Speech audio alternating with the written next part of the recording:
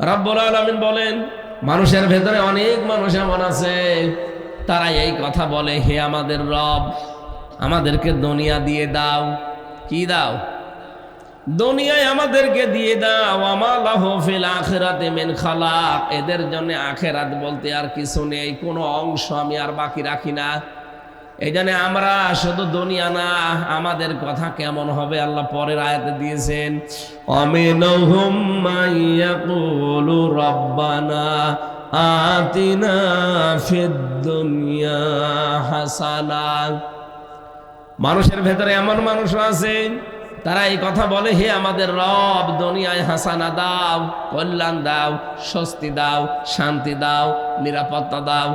অফিল আখিরাতি হাসানা, আখিরাতে কল্যাণ, শান্তি, স্বস্তি, নিরাপত্তা দিও। ওয়াকিনা আযাবান নার, জাহান্নামের আগুন থেকে আমাদেরকে বাঁচাও। তাহলে এখান থেকে দুইটা বিষয় আমরা পেয়েছি। এক নম্বরে যারা দুনিয়া চায়, আল্লাহ তাদেরকে যতটুকু আছে ভাগ্যে ওইটা দিয়ে দেয়, কিন্তু আখিরাতে তাদের কোনো অংশ আল্লাহ আর বাকি রাখে না। আমরা কি দুনিয়াদার? আরো আসতে বলেন।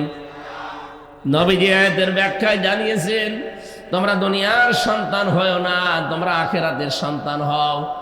পৃথিবী কিন্তু কারো জন্য আপন না। এই দুনিয়াকে আপনি যত আপন করতে চাবেন, দুনিয়া আপনার জীবনও আপন হবে না। বিশ্বনবী উদাহরণ দিতে গিয়ে জানিয়েছেন, একটা লোক নদীর পানিতে, সমুদ্রের পানিতে নেমেছে। পানিতে নামার পরে দুই হাত দিয়ে পানি বেশ শক্ত করে, মজবুত করে খামচা দিয়ে পানি ধরিছে। ও যখন হাত তুলবে, নবীজি বলেন, দেখো তো ওর হাতের ভেতরে আর এক ফোঁটা পানি বাকি আছে কিনা। হাতের আঙ্গুলের কর দিয়ে, ফাঁকা জায়গা দিয়ে সব পানিগুলো খেয়ানত করে বেরিয়ে যাবে। পৃথিবী ঠিক এইরকম, যত আঁকড়িয়ে ধরবেন মজবুত ভাবে, আস্তে আস্তে সব হারিয়ে ফেলবেন। এ দুনিয়াকে আপনি যত আপন করতে চান, পৃথিবী কিন্তু অত আপন আপনাকে মনে করে না। পৃথিবী থেকে এখনই যদি মাওলানা শফিকুল ইসলাম বিদায় নেয়, এ দুনিয়ার কোনো কিছু আসে যায় না। ঠিক দুনিয়া চলবে, ওনার ওই জায়গায় আর একজন এসে বসবে। কথা বলেন না কেন? এজন্য পৃথিবী আমাদের কারো জন্য আপন না। আমাদের আপন একটা জায়গা আছে, বিশাল জীবন পড়ে আছে আমাদের হাতায়। বলে দুনিয়া কিছু দরকার নেই, তা না। দুনিয়াতে যতটুকু লাগবে আপনি ওই পরিমাণে নিয়ে সন্তুষ্ট থাকবেন। কেউ যদি দুনিয়ার এই পরিমিত বিষয়গুলো পরিমিতভাবে ব্যবহার করে যেতে পারে, মহান আল্লাহ তার জন্য 3টা পুরস্কারের ব্যবস্থা করেছেন। দুনিয়া লাগবে না তা না, লাগবে, কিন্তু যতটুকু দরকার ততটুকু। আমার এই জামার হাতাটা তাকান, যতটুকু আছে ঠিক আছে না? কথা বলে না কেন? এখন যদি এটা আমি এই পর্যন্ত দেই, মানুষ আমারে বলবে পাগল। এটা যদি আবার এই পর্যন্ত দেই, মানুষ বলবে পাগল। কিন্তু এটা যতটুকু আছে এইটা ঠিক আছে। পৃথিবীতে আমরা যারা চলছি, ঠিক এইভাবে চলা লাগবে, যে যতটুকু দরকার ততটুকু, বেশিও না কমও দরকার নেই। পৃথিবীর এই জমিনটা যেহেতু এইরকম, আপনি যদি পরিমিতভাবে ব্যবহার করতে পারেন, সূরা আলে ইমরানের 14 নম্বর আয়াতে দলিলটা পাবেন। আল্লাহ কয়েকটা জিনিসের নাম দিয়ে বলেছেন, এগুলো মানুষের কাছে আকর্ষণীয়। যুজ্জিনা লিন্নাসি হুব্বুশ শাহাওয়াতি মিনান নিসা ওয়াল বানিনা ওয়াল কানাতিরিল মুকানতারাতি মিনাজ যাহাবি ওয়াল ফিদ্দা। এখানে 6টা জিনিসের নাম আছে। এই 6টা জিনিসের প্রতি আসক্তি, ভালোবাসা, মহব্বত আমি আল্লাহ তৈরি করে দিয়েছি। পৃথিবীতে এই 6টা জিনিস মানুষ চায় বেশি, এদের প্রতি আকর্ষণ বেশি। কিন্তু এই বিষয়গুলোকে যদি পরিমিতভাবে কন্ট্রোল করে মানুষ ব্যবহার করে যেতে পারে, লিল্লাযীনা তাকাউ ইনদা রাব্বিহিম জান্নাত, এই মানুষগুলোর জন্য আমি আল্লাহ 3টা পুরস্কারের ঘোষণা দিলাম। তারা রবকে ভয় করে যদি এগুলোর ব্যবহার করতে পারে, তাদের 1 নাম্বার পুরস্কার দেব আমি আল্লাহ, জান্নাত। তাজরি মিন তাহতিহাল আনহার, যার তলদেশ দিয়ে নদী আর নহর প্রবাহমান থাকবে। যেহেতু দুনিয়ায় টাটকা বিষয়গুলো পরিমিতভাবে ব্যবহার করেছে, ও জানতো যে এগুলো মন মতো ব্যবহার করা যায়, কিন্তু না, একটা নির্দিষ্ট সীমানা আছে। স্ত্রীকে আমারও মনে চাই সুন্দর করে সাজিয়ে মানুষকে দেখায়, আপনার চাইতে আমার বউ সুন্দরী কম না। রিমান্ডে আমার স্ত্রীর ওই ইসের ছবিটা ছিল, বিয়ের দিনের একটা ছবি ছিল ওর ভেতরে। ওই শয়তানরা মোবাইলটা নিয়েছিল যেহেতু আগেই, রিমান্ডে ওইটা দেখে আমারে বলছে, হুজুর মানুষ আর মোবাইলের ভেতরে পূর্ণিমার ছবি কই? এই তো কিসের পূর্ণিমা? এটা আমার ম্যাডাম। হুজুর এত সুন্দর বউ পেয়েছে কি করে? দাঁড়ান আপনার বউ তুলে নিয়ে আসবো। হ্যাঁ, এইভাবে বলছিল। ওরা আমার 11 ঘন্টা টাঙিয়ে রেখেছিল মাথায় দড়ি দিয়ে। সর্বশেষ আমাদেরকে বলেছে যে যেগুলো লিখে দিলাম এগুলো ম্যাজিস্ট্রেটের কাছে যে বলবেন। না, এই মিথ্যা কথা আমি বলতে পারবো না।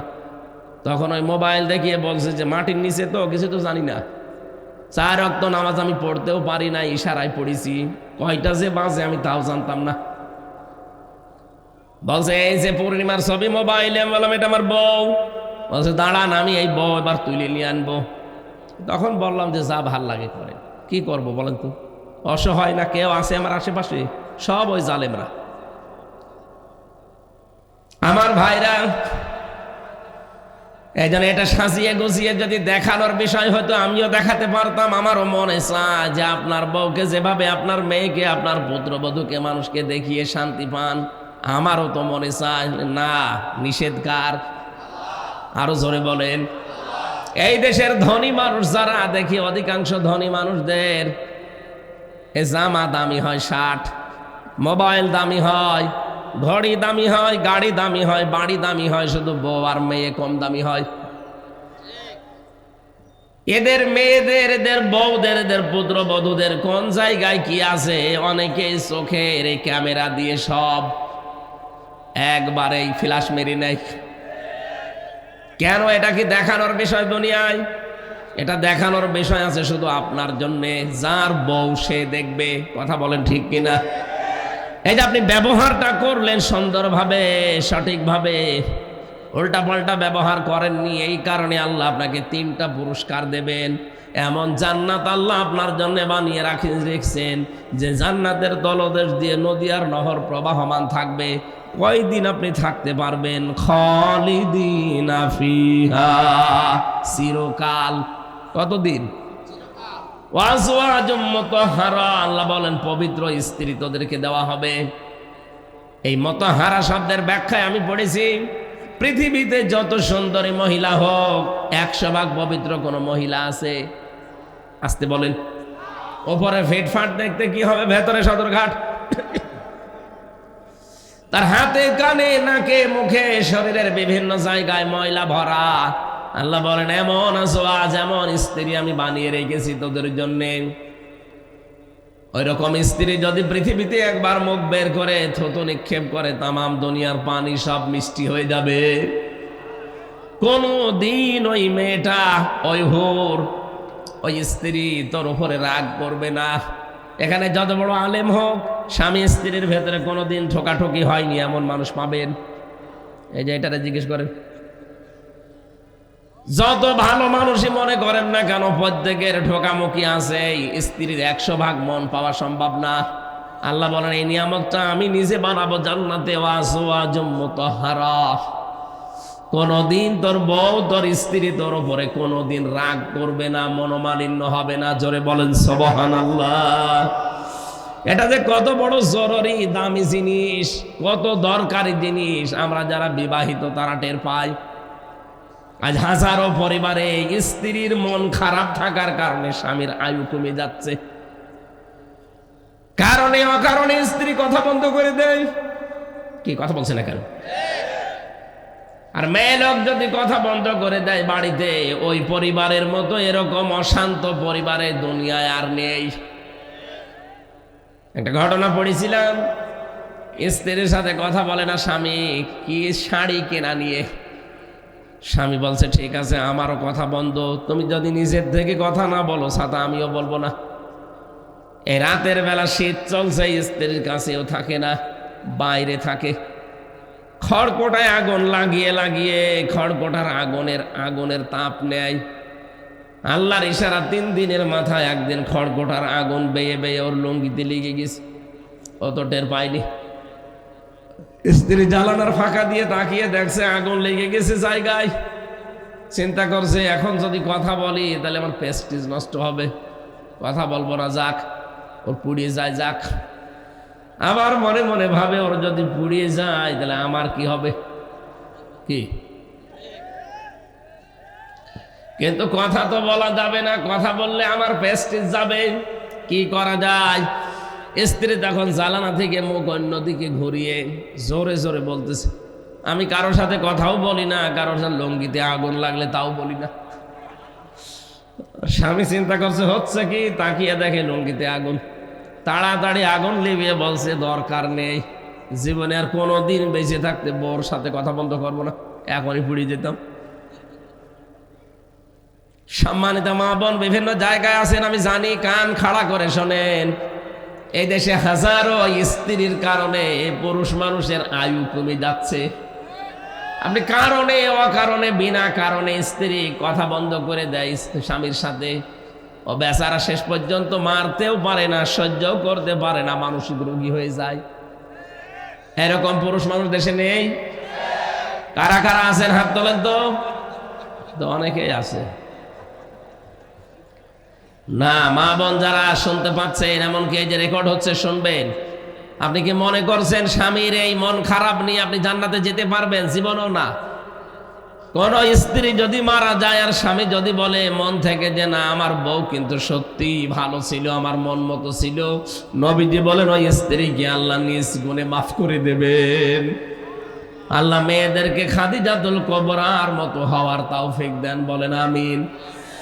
হযরতে খাদিজার জীবনী পড়লাম, কোনদিন হযরতে খাদিজাতুল কুবরা রাদিয়াল্লাহু তাআলা আনহা এক ওয়াক্ত নামাজ পড়েননি, একটা রোজা রাখেননি, একটা টাকা তিনি যাকাত দেননি, একবারও তিনি হজও করেননি। কারণ এই বিধানগুলো সব তার ইন্তেকালের পরে নাযিল হয়েছে। একটা জীবনে নামাজ পড়লেন না, রোজা রাখলেন না, যাকাত দিলেন না, হজ করলেন না, অথচ আল্লাহ নিজে জান্নাতে তার জন্য একটা ঘর বানিয়ে পাঠিয়ে দিয়েছে স্বামী স্ত্রীর কাছে। নবীজি বসে আছেন, জিবরাইল এসে বলে, হে নবী, আল্লাহ আমাকে একটা সুসংবাদ পাঠিয়েছেন যে খাদিজা আপনার স্ত্রী, তার জন্য আল্লাহ নিজে জান্নাতে একটা নয়েজ মুক্ত, আওয়াজ মুক্ত ঘর বানিয়েছে। ওই ঘরে খাদিজা ছাড়া কেউ প্রবেশ করতে পারবে না। আপনি খাদিজা আসলে বলবেন যে আল্লাহ তাকে সালাম দিয়েছে এবং আমি জিবরাইলও তাকে সালাম দিয়েছি।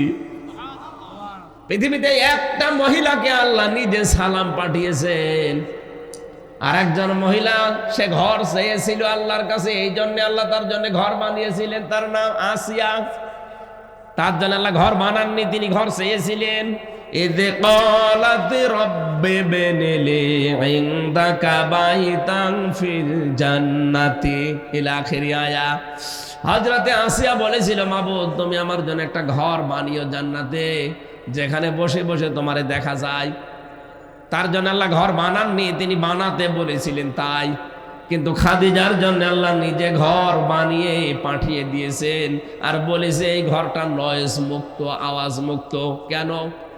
হযরতে খাদিজাতুল কুবরা স্বামীর জন্যে তার একটা ঘরকে তিনি নয়েজ মুক্ত, আওয়াজ মুক্ত রাখতেন, গোলমাল মুক্ত রাখতেন।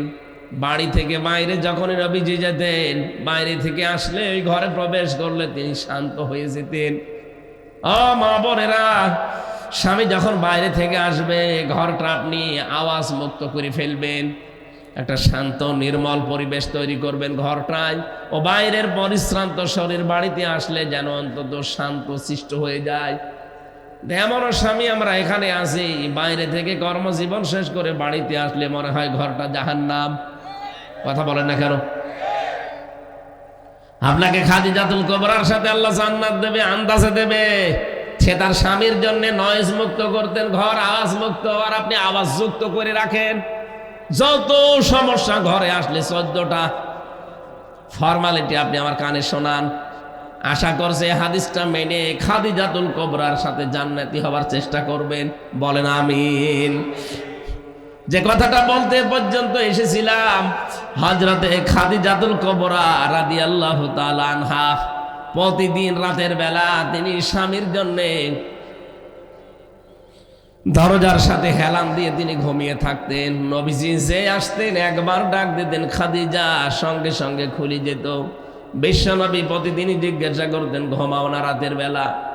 খাদিজাতুল কুবরা বলে, হে রাসূল, আপনি বাইরে থাকেন দিনের কাজে, দিন প্রচারে, আমি টেনশনে থাকি, কখন না জানি কোন বিপদ আপনার উপরে চলে আসে। বাড়িতে আসার পরে যদি বারবার ডাকতে থাকেন, উঠতে আমার দেরি হয়ে যেতে পারে, এই জন্যে যতক্ষণ আপনি বাড়ি না আসেন ততক্ষণ ঘুম লাগলেও আমি দরজার সাথে হেলান দিয়ে ঘুমাই। আল্লাহ এই কাজটা এত বেশি পছন্দ করেছেন স্বামীর পেছনে এই শ্রম দেওয়ার জন্যে, যে জান্নাতে আল্লাহ ঘর বানিয়ে তার সুসংবাদ দুনিয়ায় পাঠিয়ে দিয়েছে। বলেন সুবহানাল্লাহ। এই জন্য স্ত্রীর কাজ হচ্ছে আজওয়াজুম মুতাহহারা, জান্নাতে আল্লাহ এমন পবিত্র স্ত্রী দান করবেন যে কখনো আপনাকে টেনশন দেবে না, আপনাকে আওয়াজ নয়েজ এগুলো দেবে না, সব সময় আপনার উপরে সন্তুষ্ট থাকবে। এরকম বউ পাওয়া যায় কত বড় নিয়ামত। ওয়ারিদওয়ানুম মিনাল্লাহ, সবচাইতে বড় বিষয় আমার আল্লাহ নিজে তার সন্তুষ্টি প্রকাশ করবেন। বলেন সুবহানাল্লাহ। আমি শফিক সাহেবের বাড়িতে গেলাম মেহমান হিসাবে, উনি আমারে নিলেন। বাড়িতে যে সালাম দেওয়ার পরে বসিয়েছে, উনি যদি আমার উপরে রাজি খুশি না থাকে, ঠিক আছে এসেছে আর করব কি, খাবারের থালা প্লেট নিয়ে বসে খা নে, আমার খুব ভালো লাগবে। আরে মেহমান হিসাবে আল্লাহ তোমাকে নিয়েছে, খাবারও দেবে, যদি ওই রকম নিয়ে খা এরকম না বলে মাছের কলিজা দিয়ে নিজের কুদরতি হাতে তুলে তুলে আপনাকে খাওয়ায়, আর বলে মেহমানেরা আজকে থেকে আমি তোমাদের ওপরে খুব বেশি খুশি হয়ে গেলাম, তখন মেহমান খেয়ে থাক না খেয়ে থাক এমনিতেই পেট ভরে যাবে। আল্লাহ বলেন জান্নাতে তো নিয়ামত এমন ভাবে রেখেছি যে জান্নাতের ওই নিয়ামতে কোনোদিন ওর কোনো আফসোস থাকবে না। ওয়ালাকুম ফিহা মা তাশতাহি আনফুসুকুম ওয়ালাকুম ফিহা মা তাদউন মিন গফুরির রহিম। আমি জান্নাতটা এমন ভাবে বানিয়েছি যে চাওয়ার আগে জিনিস পাওয়া যাবে। মনের ভেতরে কামনা বাসনা যা আসবে চাইতে দেরি, চাওয়াও লাগবে না, কামনা আসলে ওটা জান্নাতে পাওয়া যাবে। এটা আমরা 100% বিশ্বাস করি। তো করি? তাহলে দুনিয়ার এই বিষয়গুলো পরিমিত করা লাগবে। ব্যবহার করবেন ঠিক, কিন্তু পরিমিত করা লাগবে। একেবারে ছেড়ে দিলে আপনি তো চলতে পারবেন না। রাব্বুল আলামিন বলেন, বহু মানুষ এমন আছে তারা দুনিয়াকে বলে আমারে দিয়ে দাও, কিন্তু আমি আখেরাতে তাদের জন্য একটা অংশ বাকি রাখি না, কারণ তারা আখেরাত চাই না। কিন্তু আমার মুমিন বান্দা বান্দি যারা, এই মানুষগুলো দুনিয়া চায়, আখেরাতও চায়, আর জাহান্নাম থেকে বাঁচতে চায়। এখন দুনিয়ায় আমরা যারা হাসানা চাই, কল্যাণ চাই, এখানে যারা হাজী সাহেব আছে প্রত্যেকটা হাজী দেখবেন রুকনে ইয়ামিনী থেকে হজরে আসওয়াদ, এই জায়গাটা পার হওয়ার সময় আল্লাহর কাছে বলে, রব্বানা আতিনা ফিদ দুনিয়া হাসানা, হে আল্লাহ দুনিয়ায় হাসানা দাও। দুনিয়ায় আমরা যারা এতদিন এই দোয়া করেছি, আমি নিজেও তো প্রতিদিন এই দোয়া করতে আছি যে দুনিয়ায় হাসানা দাও, এখানে আমরা করি না। এক কথা বলেন না কেন? যারা এই দোয়া করেন যে আল্লাহ দুনিয়ায় হাসানা দাও, দুনিয়ার হাসানা কি? তাফসীর থেকে আমি শোনাচ্ছি এবার। দুনিয়ার হাসানা আমি পেয়েছি 16টা। কেউ যদি দুনিয়ার হাসানা পেতে চায় তাহলে কয়টা জিনিস পাওয়া লাগবে? আরো জোরে বলেন। আপনি দেখেন তো পেয়েছেন কিনা। এতদিন ধরে দোয়া করছেন যে দুনিয়ায় হাসানা দাও, তো দুনিয়ার হাসানা কি? দুনিয়ার হাসানায় 16 নম্বর 16টা জিনিস পাবেন। 10টা জিনিস দুনিয়ার হাসানা, আর আখিরাতের হাসানা 5টা। ওয়াকিনা আযাবান নার, জাহান্নাম থেকে বাঁচার উপায় 1টা। 10, 5 আর 1 সব মিলে কত? আরো জোরে। এই দোয়াটা সে জন্মের পর থেকে করছি আমরা এতদিন, আজও করছি, কিন্তু আসলে পেয়েছি কিনা দোয়ার যে কথাগুলো বলা হয়। এবার মিলাবেন আপনার দোয়া কত দূর কবুল হয়েছে। 1 নম্বরে দুনিয়ার হাসানা হচ্ছে কোরআনে কারিম পাওয়া। এখন প্রশ্ন আসতে পারে, কোরআন তো পেয়েছি না। কেউ যদি কোরআন পায় তাহলে তার 4টা জিনিস পাওয়া লাগবে। আপনারা কি চলে যাবেন নাকি?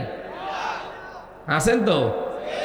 এটা আছে সূরা বাকারার 221 নম্বর আয়াতে, আল্লাযীনা আতাইনাহুমুল কিতাবা ইয়াতলুনাহু হাক্কা তিলাওয়াতি উলাইকা ইউমিনুনা বিহি ওয়া মান ইয়াকফুর বিহি ফাউলাইকা হুমুল খাসিরুন। বলেন আল্লাহু আকবার। আল্লাহ বলেন, আমি যাদেরকে কিতাব দিয়েছি, যারা আমার কিতাব পেয়েছে, এই মানুষগুলো তার হক আদায় করে তেলাওয়াত করে। হক আদায়ের বিষয়ে আমি 4টা বিষয় দেখেছি তাফসিরে। 1 নম্বরে শুদ্ধ করে পড়া, 2 নম্বর ওটা বোঝা, 3 নম্বরে নিজের প্র্যাকটিক্যাল জীবনে ওটা আমল করা, কাজ করা অনুযায়ী, 4 নম্বর ওটা যেন মানুষ মানতে পারে সেই ব্যবস্থা করে দেওয়া। এখানে আমরা যারা আছি হয়তো কোরআন শুদ্ধ করে পড়তে পারি, 1 নাম্বার পেলাম। 2 নাম্বারে হয়তো আমরা বুঝি কম বেশি, 3 নাম্বারে আমার প্র্যাকটিক্যাল লাইফে কম বেশি আমরা মানতে পারি, 4 নাম্বার এটা আমি মানুষকে মানাতে চাই, এইটাই আমরা অনেকে নেই। হ্যাঁ, কথা বলছেন না কেন? এটা আমি মানুষকে মানাতে চাই, এরকম পরিবেশ তৈরি করা লাগবে না? একামতে দিনের দায়িত্ব যারা পালন করে তারা তো এটাই চায় যে আমি শুধু নিজে মানবো না, আমি মানুষকে মানাতে চাই। আমি যেমন নিজে দুর্নীতি করি না, আমি করতেও দেব না। কথা বলুন। আমির জামাত ডক্টর শফিকুর রহমান হাফিজাহুল্লাহ উনি এই ঘোষণায় দিয়েছেন যে আগামীতে যদি ইসলাম এদেশে আসে, সাদাবাজি চলবে না। সাদাবাজি নিজেরা করি না, কাউকে করতেও দেব না। আমরা তো কোরআনের হক আদায় করতে চাই। কারো রব্বানা আতিনা ফিদ দুনিয়া হাসানা, দুনিয়ায় হাসানা দাও বলেই আমি শেষ করে দিতে চাই না। আমি দুনিয়ার হাসানা চাই। দুনিয়ার হাসানা যদি পেতে চায় তাহলে নিজে মানলে হবে না, এটা যেন মানুষ মানতে পারে সেই ব্যবস্থা করে দেওয়া লাগবে। আর এইটা আজ করতে চাই, এই জন্য অনেক জালেম, অনেক মুনাফিক আমাদেরকে ধর্ম ব্যবসায়ী বলছে, বলে এরা ধর্ম ব্যবসায়ী হয়ে গেছে। কোরআনের রাজনীতি নাকি তারা খুঁজে পায় না, অথচ আপনি যারা আলেম আছে জিজ্ঞাসা করেন 918 জায়গায় রাজনীতি কোরআন দিয়ে করা লাগবে, আমি নিজে পেয়েছি। যারা আরো বড় বড় আলেম আছে তারা আরো বেশি পাবে হয়তো। আমি নিজে 903 জায়গায় পেয়েছিলাম, পরবর্তীতে আরো খোঁজ করে দেখি 918 জায়গায় আছে। যেই লোকটাই ফতোয়া দিল যে কোরআনের রাজনীতি নেই, ওই লোকটারে আমি মনে হয় সূরা ফাতিহা শুদ্ধ করে পড়তে পারবে না। দুনিয়ার হাসানা পেতে হলে অবশ্যই আপনাকে 4টা জিনিস মাস্ট বি পাওয়া লাগবে। শুদ্ধ করে পড়বেন, 2 নম্বরে নিজে বুঝবেন কয়জন শুদ্ধ করে পড়তে পারে, এখানে কয়জন বোঝে, নিজে কয়জন ব্যক্তিগত জীবন থেকে আন্তর্জাতিক জীবন মানতে পারে কয়জন। 4 নাম্বারটা তো আরো কঠিন, যেটা আমি মানুষকে মানাতে চাই, সেই পরিবেশ তৈরি করে দিতে চাই। এমন পরিবেশ তৈরি করব শিক্ষা ব্যবস্থায়, চিকিৎসা ব্যবস্থায়, যে আন্দাজে ঔষধ লিখবে না ডাক্তারেরা। অনেকে বিভিন্ন জায়গার হাল হাদিয়া তৌফা পেয়ে এমন এমন ঔষধ লেখে, ঔষধে কাজ তো হয় না, রোগ আরো বাড়ে। এটা এমনি না, কারণ ওই যে ঔষধ কোম্পানির লোক এসে ওরে আগেই বিভিন্ন জিনিস হাদিয়া তৌফা দিয়ে গেছে, বলে যে স্যার এই ঔষধটা লিখবেন, ও কাজ হয় হোক না হয় না হোক, আগে থেকে তো গাড়ি পেয়ে গেছে। এরকম ডাক্তার দেশে নেই? কথা বলেন না কেন? ডাক্তার যদি শাহিন জর্দারের মতো ডাক্তার বানাতে পারতেন এই দেশে, ডাক্তার মতিয়ার রহমানের মতো ডাক্তার বানাতে পারতেন, আপনি সারা দুনিয়া দিয়ে দিলেও জীবনও আপনার মন মতো ঔষধ সে লিখবে না। রাজশাহীর ডাক্তার ফাতেমা সিদ্দিকার মতো ডাক্তার বানান, সারা বাংলাদেশ লিখে দেবেন, তারপরও আপনি উল্টা পাল্টা ঔষধ লিখবে না। অথচ কত ডাক্তারের দেখি সব বেতন দরজা দিয়ে দেওয়া থাকে, আগে থেকে সব পেয়ে যায়, এই জন্য এমন ঔষধ লেখে রোগী বাঁচানোর তাগিদার মরে যায়। এই জন্য সব বিভাগগুলো মুক্ত করা লাগবে, যেন মানুষ এখানে আল্লাহর বিধান মানতে পারে, সেই ব্যবস্থা আমি করতে চাই। আর আমার যতটুকু বিশ্বাস, একামতে দিনের দায়িত্ব যারা এদেশে পালন করে তারা এইটাই চায় যে আমি নিজে মানবো তা না, আমি মানুষকে মানাবো। কথা বলেন ঠিক কিনা? এটা যদি আপনার কাছে রাজনীতি মনে হয়, হ্যাঁ এটা আমার রাজনীতি। আমি কোরআন নিজে পড়বো শুদ্ধ করে, আমি বসবো, আমি নিজে মানবো, আমি মানুষকে মানাবো। বলেন, এটা মানুষকে মানাতে গিয়ে যদি ঝামেলা হয়, হ্যাঁ আমার ঝামেলা হবে। যদি এর জন্য দল করা লাগে আমি দল করব, এর জন্য যদি মিছিল করা লাগে মিছিল করব, যদি ভোট দেওয়া লাগে ভোট দেব। কারণ আমি চাই কোরআন মানুষ যেন মেনে নিতে পারে, সেই পরিবেশ দরকার না? হাজারো জায়গায় কোর্টে যাবেন, কুমিল্লার কোর্টে, কোর্টের ইট পর্যন্ত টাকা চাই। বেশি বললাম? কোর্টের ইট না, কোর্টের ম্যাজিস্ট্রেট পর্যন্ত টাকা চাইতে পারবে না, এরকম কোর্টও পৃথিবীতে নবীজি বানিয়েছিলেন। সেই রকম কোর্ট তো আমরাও বানাতে চাই। রব্বুল আলামিন বলেন, যারা দুনিয়ার হাসানা চাও, এইটা এখানে বসেন। 2 নম্বরে কোরআনের হেদায়েত আপনাকে পাওয়া লাগবে। 3 নম্বরে পরিশ্রম করতে পারা, এটা দুনিয়ার হাসানা। আজ আমরা বসে খেতে চাই না, শ্রম দেওয়া লাগবে। লাকাদ খলাকনাল ইনসানা ফি কাবাদ, অবশ্যই আমি আল্লাহ মানুষকে বানিয়েছি কঠোর পরিশ্রমের পর পরিশ্রম দিয়ে। আপনার বাবার স্ফলিঙ্গ দিয়ে যখন এই দ্রুত গতিতে বীর্যটা বের হয়ে যায়, বিজ্ঞান এখন কম্পিউটারে দেখতে পাচ্ছে 1 ফোঁটা নাপাক পানির ভেতরে 40,000 আমির হামজা তৈরি হওয়ার ক্ষমতা আছে 1 ফোঁটা নাপাক পানির ভেতরে। ফালিয়ানজুরিল ইনসানু মিম্মা খলিকা মিম্মা ইন দাফিক ইয়াখরুজু মিন বাইনিস সুলবি ওয়াত তারাইব। এই 1 ফোঁটা নাপাক পানি যখন বাবার স্ফলিঙ্গ দিয়ে মায়ের রেহেমের ভেতরে পড়তে থাকে, এই জরায়ু থেকে এই দেওয়াল ধাক্কা দিতে দিতে যায় একেবারে যেই ফিকরারি মাকিন যেটা আছে, ওখানে যাওয়ার আগে অনেকে হয়তো পড়ে যায় দেওয়ালের সাথে ধাক্কা লেগে। আল্লাহ বলেন, আমি তোকে এই যে কঠোর পরিশ্রম দিয়ে এখান থেকে নিয়ে একেবারে জায়গা মতো পৌঁছিয়ে দিলাম। কতগুলো তো পড়ে গেছে, আসতে পারে না পর্যন্ত। এই পৃথিবীতে একজন মহিলার কেবল 13টা সংখ্যান ওই জায়গায় পৌঁছিয়েছিল। ক্যালিফোর্নিয়ার এক মহিলার 13টা বাচ্চা হয়েছে, কারো 2টা 3টা 5টা 7টা পর্যন্ত হয়। তার মানে আমি ওখান থেকে পরিশ্রম আরম্ভ করেছি, আমাকে কেউ টলাতে পারেনি। আমি কিন্তু 39,999 জনকে পেছনে ফেলে আমার মায়ের ওই কারারিম মাকিন সুরক্ষিত স্থানে আমি একা পৌঁছিয়েছিলাম। আমি হামজা, আমি শফিক। কথা বলেন না কেন? ওখান থেকেই শেষ করে দেয়নি। 40 দিন আমাকে পাল্টিয়েছে। আমাকে পাল্টাতেছে বহু রকমের চেষ্টা সাধনা আমার উপর দিয়ে গিয়েছে। আমার খাবারের উদ্রেক দেখা দিয়েছে। আল্লাহ পাক বলেন, খাবারের সময় আমি না পাক খাবারটা তোর মুখ দিয়ে দিতে পারতাম, ওই রক্তটা দেইনি। নাভির ভেতর দিয়ে আমি আল্লাহ পাস করে দিয়ে তোকে বাঁচিয়ে রেখেছি। আমি জানাতে চাই দুনিয়ায় যে এই মুখ দিয়ে যেন কোনো নাপাক জিনিস দিবি না। মানুষের জিনিস চুরি করে খাওয়া এটা নাপাক না? না বলে খাওয়া, না বলে নেওয়া, এর নাম চুরি। এটা দেশে নেই। এটা যে দেশে আসে, যে দুপুর বেলা যে মোবাইল চুরি করলো, এইটাই তার প্রমাণ। না বলে নেওয়া, না বলে খাওয়া, এর নাম কি? এটা করা যাবে না। এটা যেমন শুকুরের গোস্ত, যেমন না বলে খাওয়া, না বলে নেওয়া জিনিস ওই রকমই। শুকুরের গোস্ত হারাম, পায়খানা হারাম, এইটাও হারাম। এই নাপাক জিনিস যেন আপনার এই মুখে প্রবেশ না করে। তার মানে দুনিয়ার কল্যাণ হচ্ছে পরিশ্রম করতে পারা। যদি শ্রম দিতে পারেন, পরিশ্রম করতে পারেন, বুঝবেন আপনি দুনিয়ার হাসানা পেয়েছেন। আপনি শ্রম দিতে পারেন, আপনার মেধার শ্রম আছে, আপনার শরীরের শ্রম আছে, আপনার যোগ্যতার শ্রম আছে, আপনার লেখাপড়ার শ্রম আছে, আপনার ক্ষমতার শ্রম আছে। কত জায়গায় শ্রম লুকিয়ে আছে, আপনি একটাও দেন না, শুধু বসে বসে খান। আজ বাংলাদেশে যারা বসে বসে খায়, এরা নাকি আল্লাহর ওলি, এরা তো আল্লাহর গলি। 48,000 দরবারে যারা বসে বসে খায়, পীর নাম নিয়েছে, আল্লাহর ওলি নাম নিয়েছে। কে বলিস আল্লাহর ওলি?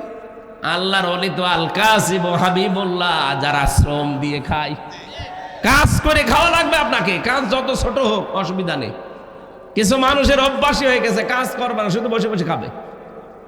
কাজ করে খাবেন আপনি, শ্রমের যে ঘাম ঝরবে। নবীজি বলেন,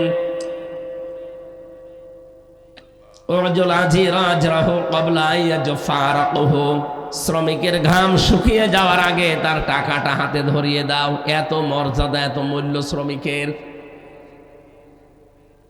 এই জন্য আমরা শ্রম যদি দিতে পারি, আপনি বুঝবেন আপনি আল্লাহর হাসানা দুনিয়ায় পেয়েছেন। 4 নম্বরে দুনিয়ার নিরাপত্তা পাওয়া। পেয়েছি আমরা নিরাপত্তা। অমাং দাখলাহু কানা আমিনা। রাব্বুল আলামিন বলেন যারা কাবার চত্বরে প্রবেশ করে তাদেরকে নিরাপত্তা দেন কে? এখানে শিক্ষা আছে। এদিকে তাকান, কাবার এই চত্বরটায় বিধান চলে আমার আল্লাহর, এখানে কোনো শিরিক কথা বলে না কেন? শিরিক নেই এখানে। এই জন্য আমার আল্লাহ জায়গাটা নিরাপত্তা দিয়েছেন। আমার বাংলাদেশ কি কাবা শরীফ? বলেন বলেন। এই টাকায় যদি আমরা এখন নিরাপত্তা দিতে চাই, মাস্ট বি এই জায়গাটাও শিরিক মুক্ত করা লাগবে। সুতরাং ৫৬,০০০ বর্গ মাইল যদি আমরা শিরিক মুক্ত করতে পারি, এই দেশটাও আমার আল্লাহ নিরাপত্তা দিয়ে দেবেন। সূরা আনআম ৭ নাম্বার পারা ১৭ নাম্বার পৃষ্ঠার প্রথম নাম্বার লাইনের ৮২ নাম্বার আয়াতের প্রথম অংশটা পাবেন। আল্লাযীনা আমানু ওয়া লাম ইয়ালবিসু ঈমানাহুম বিযুলমিন উলাইকা লাহুমুল আমনু ওয়া হুম মুহতাদুন। রাব্বুল আলামিন বলেন যারা ঈমান আনে, ঈমানের সাথে এখানে জুলুম মানে শিরিক, তাফসিরে আছে জুলমিন আই শিরকিন, যারা নিজেদের ইমানের সাথে শিরিক মিশ্রণ করবে না। শিরিক এখন কাকে বলে এটা আপনাকে আগে জানা লাগবে। আল্লাহ যেটা পারে ওইটা অন্য কেউ পারে, এই কথা বিশ্বাস করার নাম শিরিক।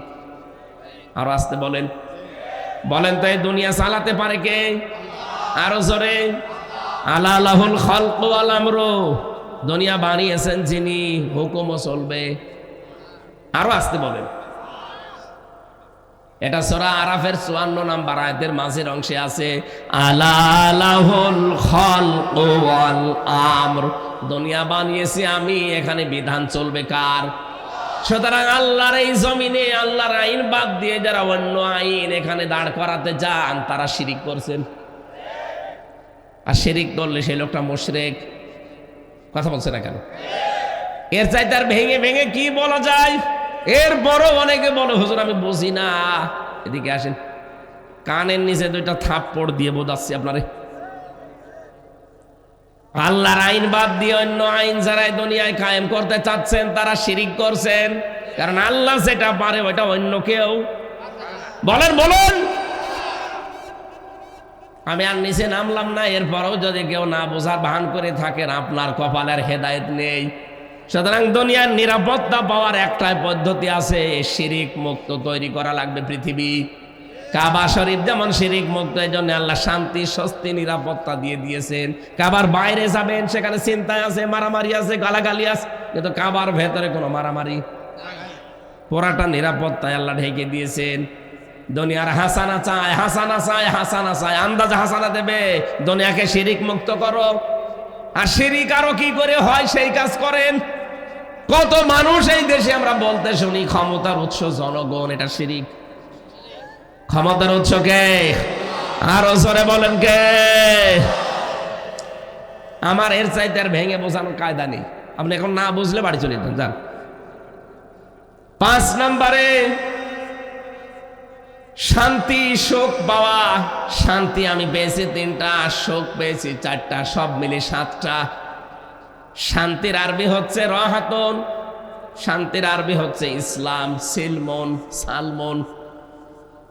আর সুখের আরবি হচ্ছে রাহাতুন। সুখ ৩ প্রকার হয়, শান্তি 4 প্রকার হয়। এত কথা আল্লাহ কোরআনের এই আয়াতের ভেতরে লুকিয়ে রেখেছে। আমরা মনে করি রব্বানা আতিনা ফিদ দুনিয়া হাসানা, একটা দোয়া, দোয়া, কিন্তু সব এর ভেতরে আমার আল্লাহ দিয়েছেন। আমি তো এই দোয়াটা নিয়ে বিশ্লেষণ করে দেখেছি, দুনিয়া আখেরাতে যা আছে সব এই দোয়ার ভেতরে আছে। এই দোয়াটা যদি কেউ সত্যিই পেয়ে যায়, সে দুনিয়া আখেরাত সব পেয়ে গেছে। বলেন সুবহানাল্লাহ। ৬ নম্বরে বেশি সুস্থতা, এটা দুনিয়ার হাসানা। এরপরে ভালো যানবাহন পাওয়া, এটা দুনিয়ার হাসানা। এরপরে হালাল কর্মজীবন, এটা যদি আপনি পেয়ে যান, এটা দুনিয়ার হাসানা। উত্তম বাসস্থান যদি পেয়ে যান, এটা দুনিয়ার হাসানা। কোরআনের সমাজ দুনিয়ায় পেয়ে যাওয়া দুনিয়ার হাসানা। এরপরে সন্তান যেন ভালো হয়, এটা দুনিয়ার হাসানা। এরপরে স্ত্রী যেন ভালো হয়, দুনিয়ার হাসানা। ধৈর্য যেন সব কাজে ধরা যায়, এটা দুনিয়ার হাসানা। এই 10টা বিষয় আমি তাফসীর থেকে পেয়েছি হাক্কানিতে, যে দুনিয়ার হাসানা যদি কেউ পেতে চায় এই 10টা বিষয় তাকে পাওয়া লাগবে। এখন আপনি বলেন এই 10টা আপনি পেয়েছেন কিনা? রব্বুল আলামিন বলেন অফিল আখিরাতি হাসানা, আখিরাতের হাসানা 5টা। মরণ যেন ভালো হয়। ভালো মরণ ওইটা যেটা গলায় দড়ি দিয়ে হয়, বিষ খেয়ে হয়। কোনটা? শহীদের মরণ, শাহাদাতের মরণ যেটা, এটা দুনিয়ার হাসানা, আখিরাতের হাসানা। কবর যেন ভালো হয়, ভালো কবর ওইটা যেন পাকা করা হয়, যেটা মোজাইক পাথর দেওয়া হয়। হযরতে উসমানের মতো মানুষ পড়ে আছে, মাথার কাছে একটা পাথর দেওয়া মাত্র। আর বাংলাদেশে গরু ছাগল মরে যায়, কবর 2 তলা হয়।